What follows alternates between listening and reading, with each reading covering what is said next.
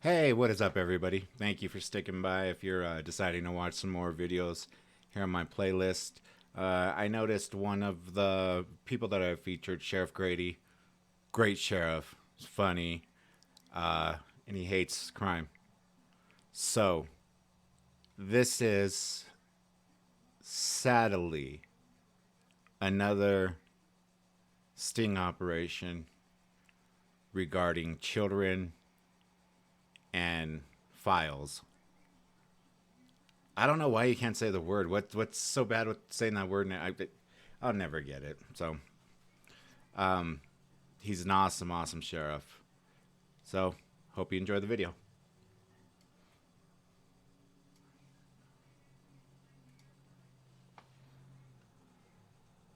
Law. I knew, I knew one day you'd be here to pick me up. Are you kidding me? The guy who is supposed to be working in the system to safely house prisoners admitted that he looked at child porn and he knew we'd be there to arrest him. Well, now he's in jail. And our prayer is that we send him to the state prison Oh to yeah. be an inmate where he once was a correction officer. He also spoke of being sexually aroused anytime he looked at child porn, but then he felt bad afterwards. Afterwards. But he would still do it again and again and again. That's fucking sick. He's a nasty man.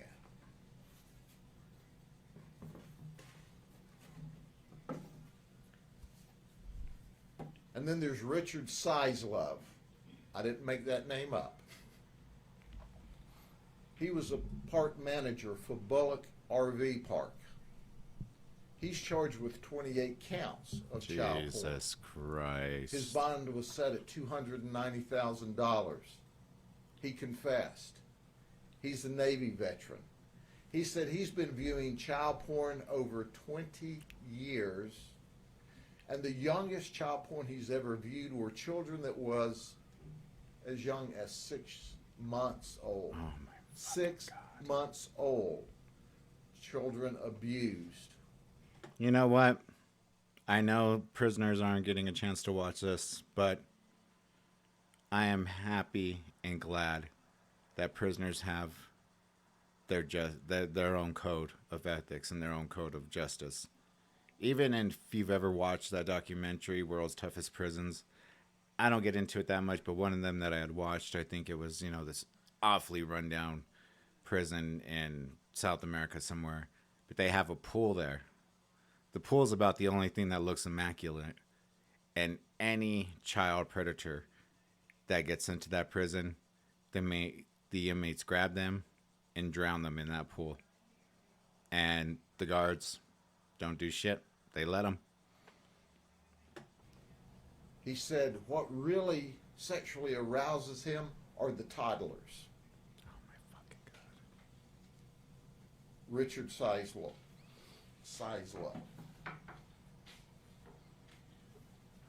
Then there's David Boyd, who's 52. He is a clerk for South Florida Gun and Pawn in Lakeland.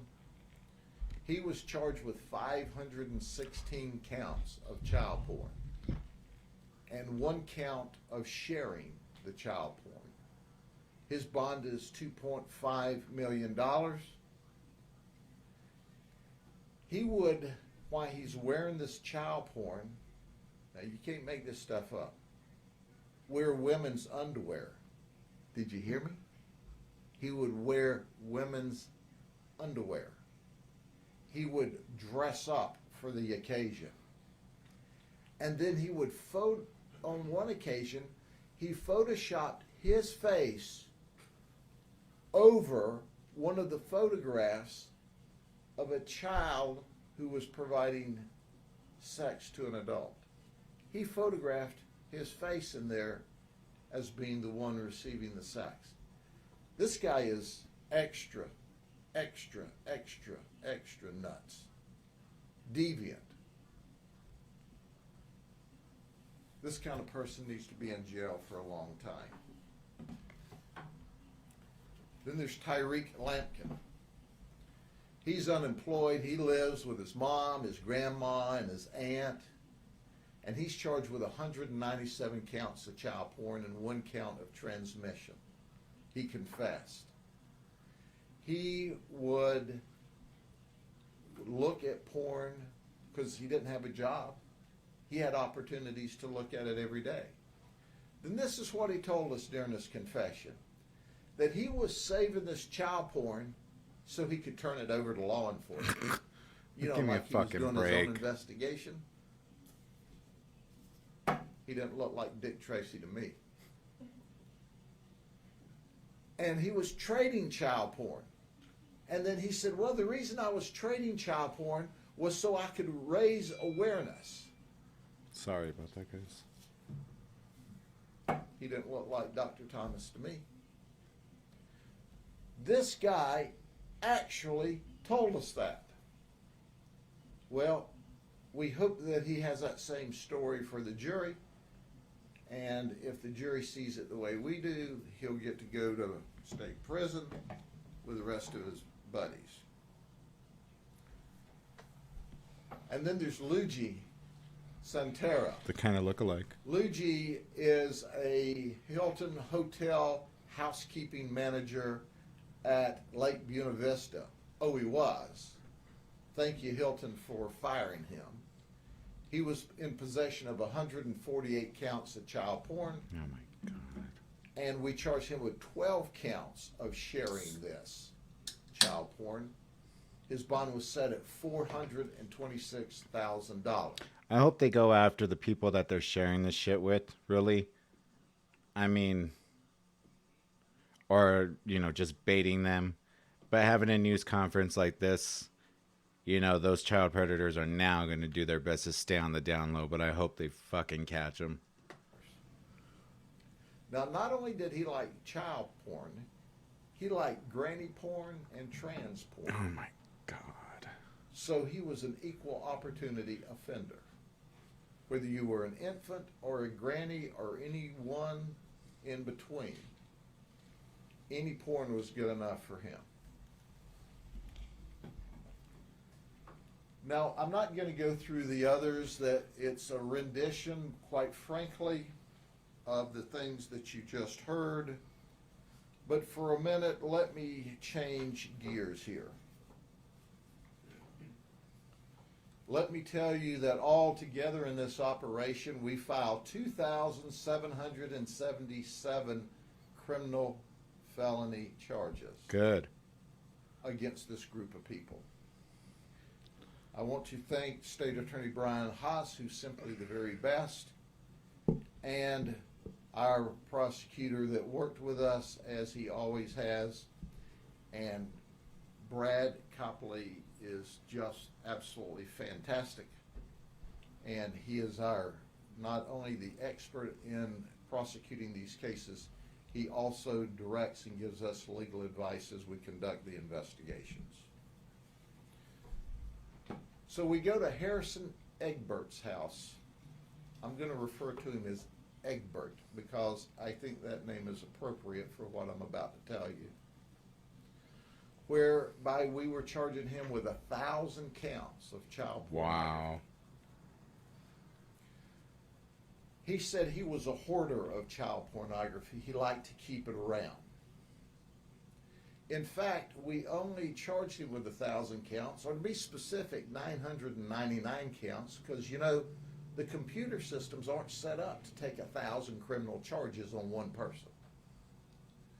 But we have 3,000 more photographs and videos that he has. So if what I'm about to tell you doesn't get him in prison for about 18 life felonies, or 18 different life terms, nothing will. He was a U.S. Marine veteran. He worked for Lead Feathers in their custom shop as an armorer. Lead Feathers is a very popular gun store in the Winter Haven area with a great reputation, but little did they know they had a deviant and a pervert as an armorer who work in their custom shop. But during the investigation, part of the interview circles around, do you know child victims? And during the interview, he admitted that he was a hands-on offender, that he had created child porn with 2 children he had access to.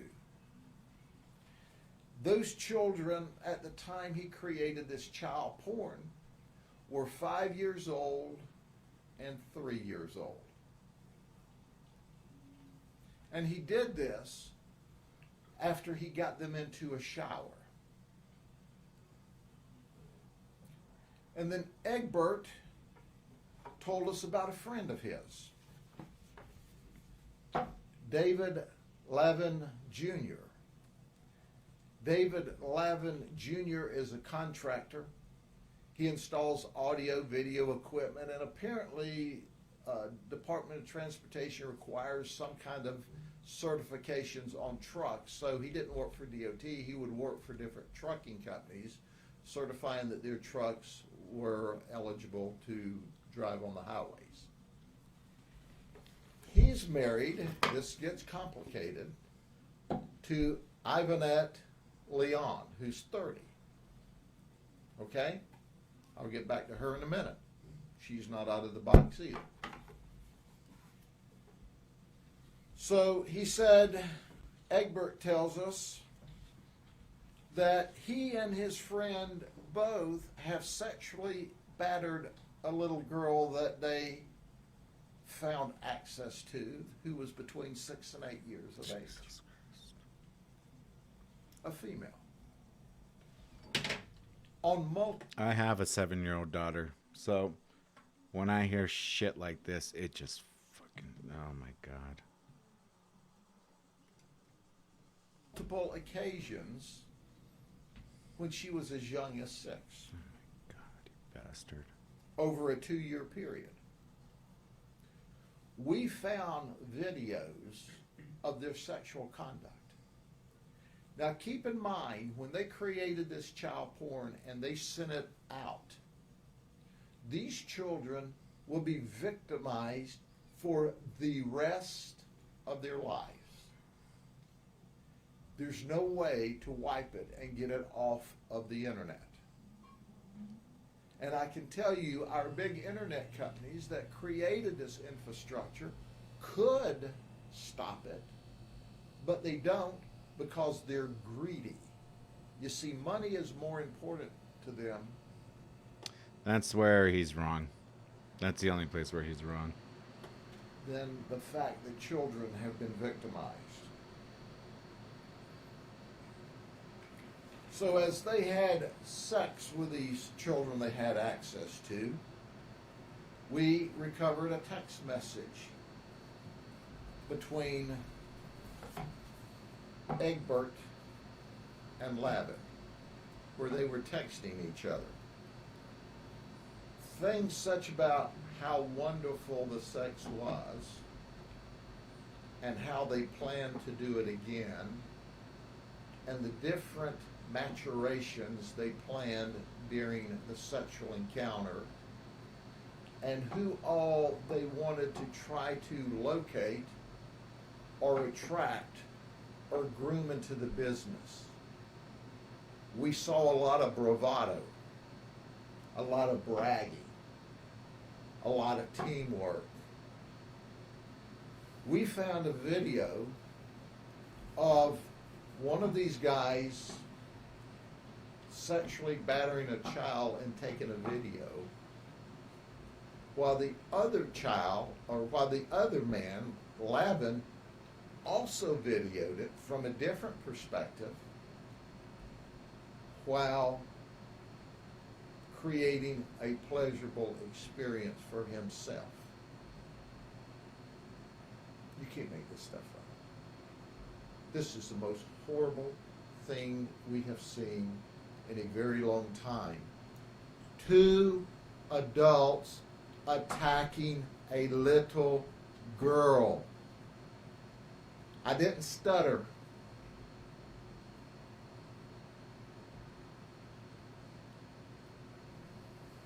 And we have multiple pictures of this. Mm.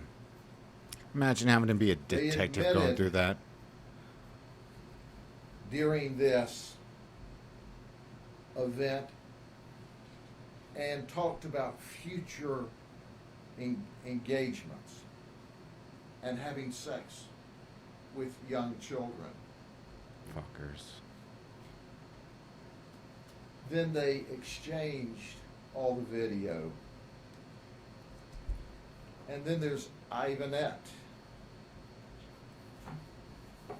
Ivanette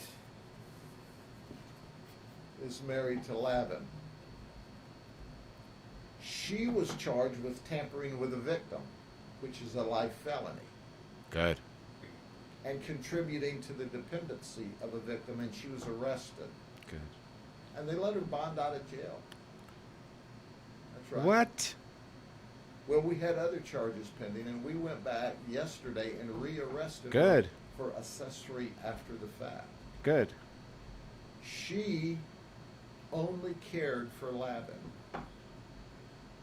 She didn't care for this child that they gained access to at Fucking all. bitch.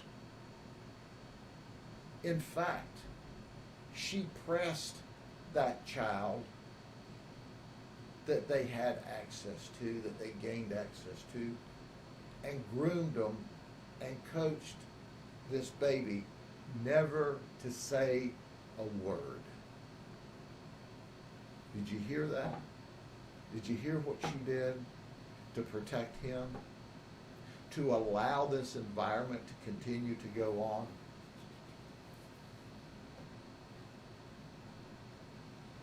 We found the child. The child was an emotional wreck, Oh my God. was not going to talk at all. But made some statements and admissions to us, and with the appropriate care, will talk to us again later. The child was totally devastated. So during all of this, we ran into Sharon Speller. Now, many people from Winter Haven should recognize Sharon Speller. You see, she owned a daycare where about 40 children attended, called Kids Clubhouse Learning Center. Now, parents, I want to have a news flash here. The 40 of you that were taking your child to the Kids Clubhouse Learning Center on Cypress Gardens Road to the daycare, you were taking them to an unlicensed daycare center. She didn't have the authority to run a daycare center. She didn't have a license to run a daycare center. But you were taking your children there. Well, that's where we located one of our victims. And when we located Mom went with the detectives to pick up the victim. And guess what?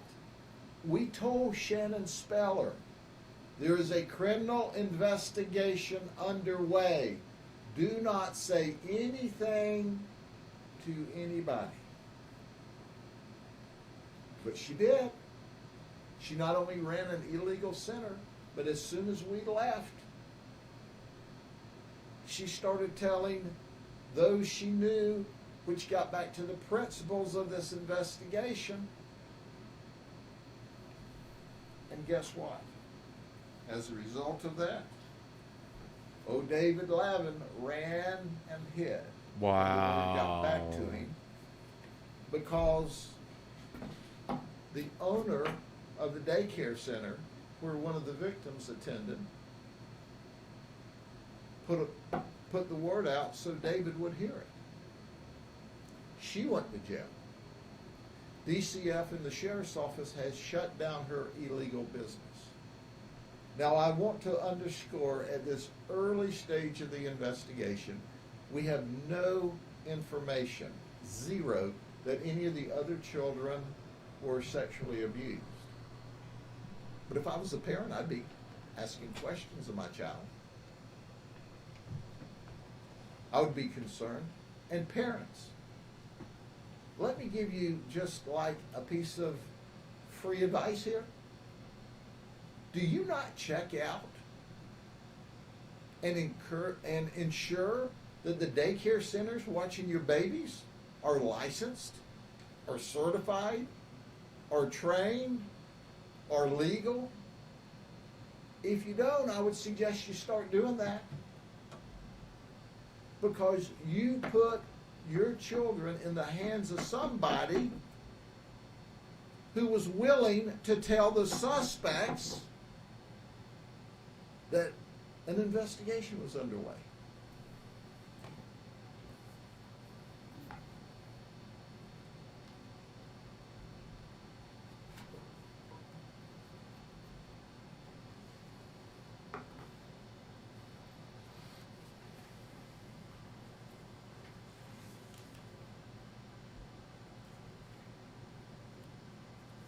We got pages of stuff here, and I'm trying to decide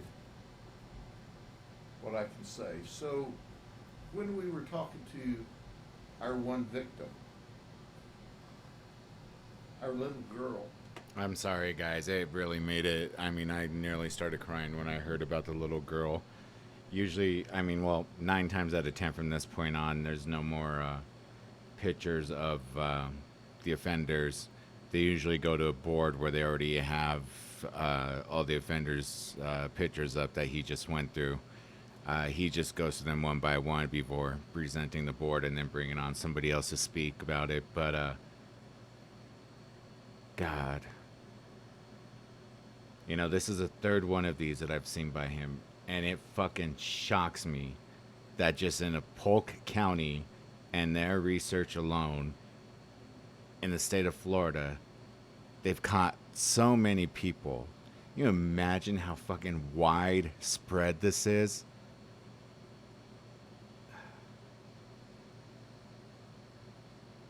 It's sad to say there's nothing that's going to stop it. These guys already know what they're facing if they're caught. They don't care. They don't care. Nothing's ever going to fix this. Well, guys, that's my video on Sheriff Grady. I suggest you go watch him. He's a really, about the law. And yeah, there's gonna be one more I'm gonna post up of him, and it's a killer story. It's heartbreaking and sad. So hope you guys stick around. Until then, hope you guys enjoyed the video for as much as you could. And yeah, I'll see you soon. So peace.